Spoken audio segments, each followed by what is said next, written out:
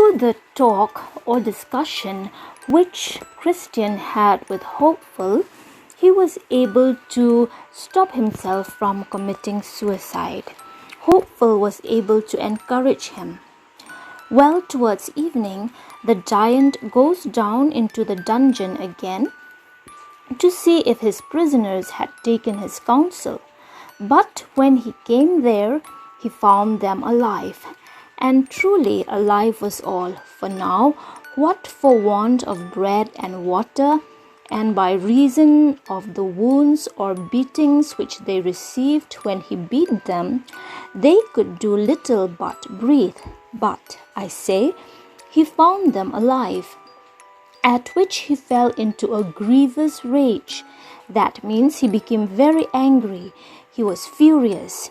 And he told them that, seeing they had disobeyed his counsel or advice, it should be worse with them than if they had never been born.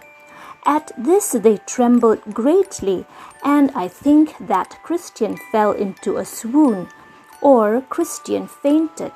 But coming a little to himself again, they renewed or continued their discourse or their talk or discussion about the giant's counsel, and whether they had best take it or not. Now Christian again seemed for doing it, but Hopeful made his second reply as follows. Hopeful said, My brother, rememberest thou not how valiant or brave thou hast been heretofore? Apollyon could not crush thee, nor could all that thou didst hear or see or feel in the valley of the shadow of death. Here Hopeful reminded Christian of his past victories. Apollyon was one of the angels of Satan. He was the angel of the abyss.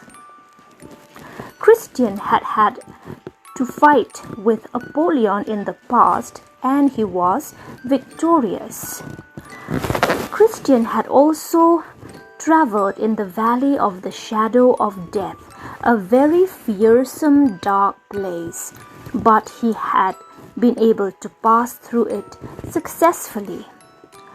What hardship, terror, and amazement hast thou already gone through, and thou art now nothing but fears? Thou seest that I am in the dungeon with thee, a far weaker man by nature than thou art. Also this giant has wounded me as well as thee, and hath also cut off the bread and water from my mouth. And with thee I mourn without the light. But let us exercise a little more patience. Remember how thou playedst the man at Vanity Fair, and wast neither afraid of the chain nor cage, nor yet of bloody death? Wherefore let us, at least to avoid the shame that becomes not a Christian to be found in, bear up with patience as well as we can. Here we see that Hopeful reminded Christian of his past victories. His past victories had not been small or in vain. They develop a pattern which shows that he has been victorious. He also reminded Christian of his victories at Vanity Fair. These places, the Valley of the Shadow of Death and Vanity Fair, stand for something.